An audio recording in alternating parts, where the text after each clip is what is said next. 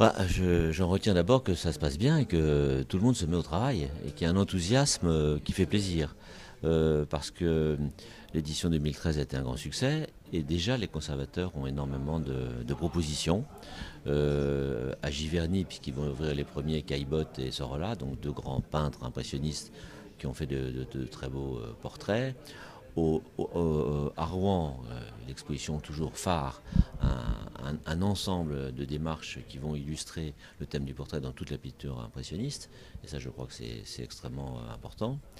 Au Havre, centré sur la personnalité de Boudin, évidemment, sont des spécialistes au Havre. Et puis, ainsi de suite, il y a aussi des très beaux projets à Honfleur.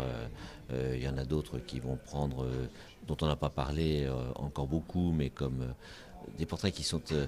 Enfin, le thème sera illustré non seulement par l'impressionnisme, mais par ce qui tourne autour. Par exemple, il y aura vraisemblablement une grande illustration de Jacques-Émile Blanche, dont la ville de Rouen possède beaucoup d'exemplaires.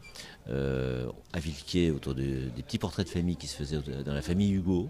Donc ça sera très intéressant aussi. Donc, si vous voulez, il y a plein d'idées. Il y a plein d'idées qui montrent que ça marche, quoi. Ça a bien démarré.